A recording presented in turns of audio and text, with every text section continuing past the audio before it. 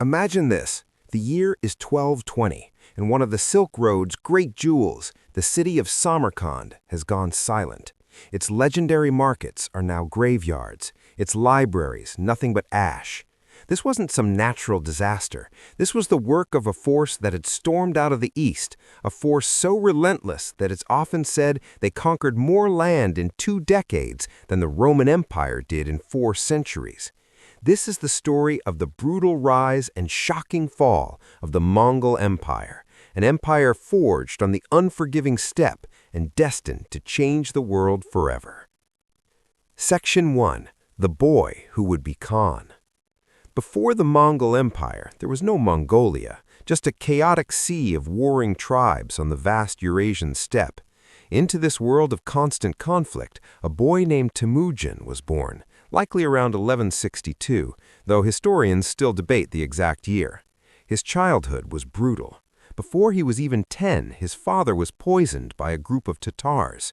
His own clan, seeing his family as a burden, abandoned them, leaving a young boy, his mother, and his 6 siblings to fend for themselves in the wilderness. Talk about a rough start. For years, Temujin's life was about pure survival.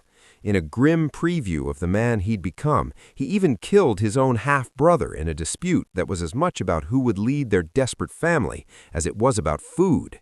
He was later captured and enslaved by a rival clan, a humiliation that lit a fire of ambition in him that would never go out.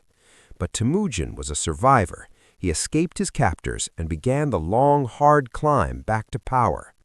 A key moment came with his marriage to a woman named Berthe, which forged a powerful early alliance. But soon after, she was kidnapped by the rival Merkit tribe. Temujin refused to accept this. With the help of his childhood friend Jamuka and, crucially, a powerful tribal leader named Togrul, he launched a daring rescue. Pulling it off did more than just get his wife back. It cemented his reputation as a formidable leader who didn't abandon his people. Warriors began to flock to his banner, not because of a fancy bloodline, but because of his sheer force of will and his proven knack for winning. Section 2. Forging an Empire of Blood and Fire. Temujin's goal wasn't just to survive. He had a radical vision, to end the centuries of tribal warfare once and for all. He began a complex campaign to unite the nomads, defeating rivals like the Tatars, Naimans, and even his former allies, the Khanates. But unlike those before him, Temujin didn't just defeat his enemies, he absorbed them. He shattered the old tribal loyalties and reorganized his entire society into a military machine based on a decimal system, with units of 10, 100, 1,000, and the formidable 10,000-man Tumen. In this new army, loyalty and skill were all that mattered, not who your father was. By 1206, at a great assembly called a Kurultai, the unified tribes declared him Genghis Khan, the universal ruler. The Mongol nation was born. With the steppe finally united behind him, Genghis turned his gaze outward. His first major campaign was against the Western Xia kingdom in northwestern China. After a series of punishing raids, he forced them to become a vassal state around 1209. Next, he took on the mighty Yuan Dynasty of northern China. In 1211, the Mongol horde poured south. The Jin army was huge, but the Mongol speed was baffling. They trapped and annihilated the Jin forces at the Battle of Yehuling, opening the path to the capital, Zhongdu, modern-day Beijing. The city's walls seemed impossible for a nomadic army to conquer, but Genghis was a quick learner. He captured Chinese siege engineers and turned their own powerful catapults against them. In 1215, the city fell. Chroniclers of the time describe a scene of utter devastation. However, the Jin dynasty itself limped on, fleeing south until they were finally extinguished by the Mongols and their allies in 1234. But the most infamous campaign was still to come. The wealthy Khwarezmian Empire in Central Asia made a fatal mistake. They executed Mongol envoys. In 1219, Genghis Khan unleashed a war of annihilation that would last until 1221. City after city was leveled. In centers of learning like Samarkand and Bukhara, the destruction was immense. While the Mongols were known to spare and relocate artisans and scholars for their own use, those who resisted faced systematic slaughter. Some accounts, which may be exaggerated, even claimed that soldiers in the city of Urgench were given quotas for executions. By the time of his death in 1227, Genghis Khan hadn't just built an empire, he had laid the foundations for what would become the largest contiguous land empire in history. Section 3. The Mongol War Machine. So, how did a nomadic force conquer huge fortified civilizations? The answer lies in the terrifying efficiency of the Mongol military. The Mongol warrior was a product of the steppe, a master horseman and archer from childhood. The army's backbone was the light cavalry archer. Each soldier had 3 to 5 horses, allowing them to switch mounts and cover incredible distances without rest. This gave them a mobility that infantry-based armies simply couldn't handle. Their weapon of choice was the devastatingly powerful composite bow, which had an effective range of over 150 to 200 meters. They were masters of tactics designed to create chaos. One of their most infamous moves was the feigned retreat. A small Mongol force would attack, then pretend to flee. When the overconfident enemy broke formation to give chase, they were led straight into a massive, perfectly laid ambush. It was a deadly trap, and armies fell for it time and again. Psychological warfare was just as important.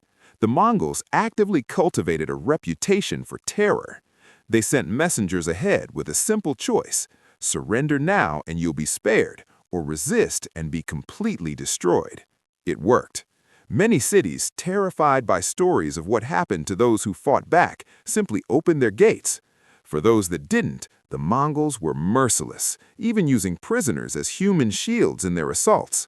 It was a symphony of speed, discipline, and calculated brutality unlike anything the world had ever seen. Section 4. The Pax Mongolica, a peace forged in conquest. And the expansion didn't stop with Genghis. His son and successor, Ogadai, continued the mission. Under the brilliant General Subutai, Mongol armies stormed into Russia and Eastern Europe. They sacked Kiev, crushed a combined Polish and German army, and annihilated the forces of Hungary. Europe was gripped with terror, and was likely only spared a deeper invasion because Ogadai died suddenly in 1241, forcing the Mongol princes to return home to elect a new Khan. But here's the great paradox of the Mongol Empire. This era of unbelievably brutal conquest gave rise to a century of unprecedented peace and connection, known as the Pax Mongolica, or Mongol Peace. For the first time, the entire Silk Road was controlled by a single power. The Mongols protected these trade routes fiercely, establishing a revolutionary postal relay system called the Yam. This network of stations with fresh horses and supplies allowed merchants and messengers to travel across Eurasia with a speed and safety that was previously unimaginable. There was even a popular saying that a maiden carrying a nugget of gold on her head could walk safely from one end of the empire to the other. This newfound stability kicked off a global boom in trade. It created a conduit for technologies and ideas to flow from east to west.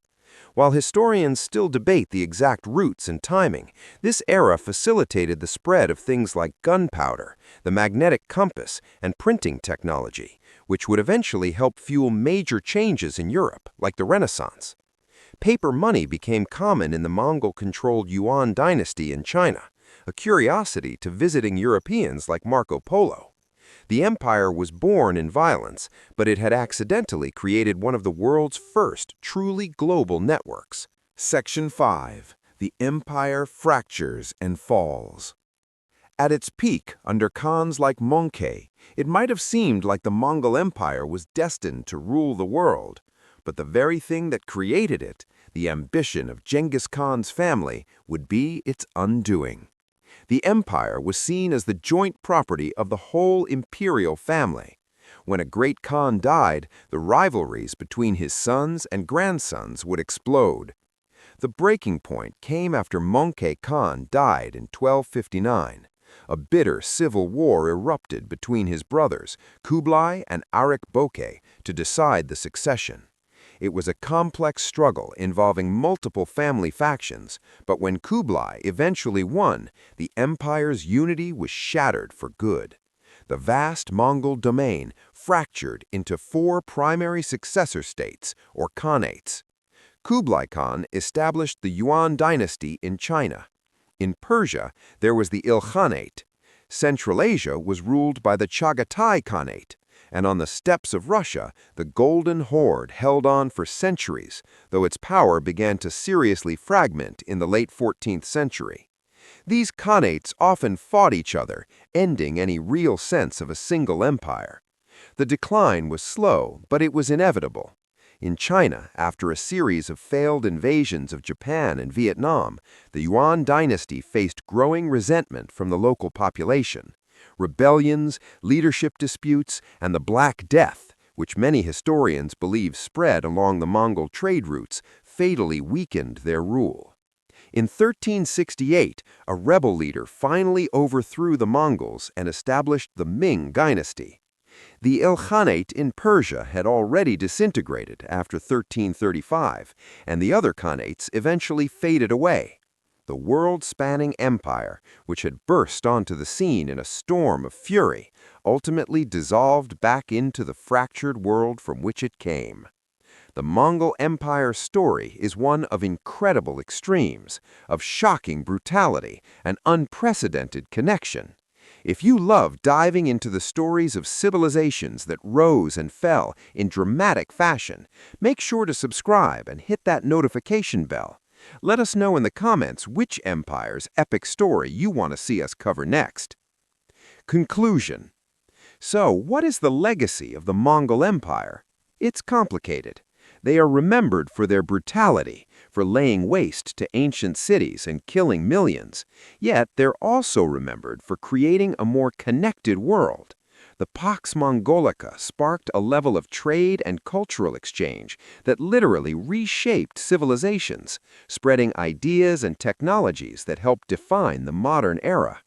They were the devil's horsemen who brought the world together with a sword. A steppe storm that burned down the old world and, from its ashes, laid the groundwork for a new one. The empire, built by one man's iron will, proved too vast for his descendants to hold together, a fall that reminds us that even the greatest empires don't last forever.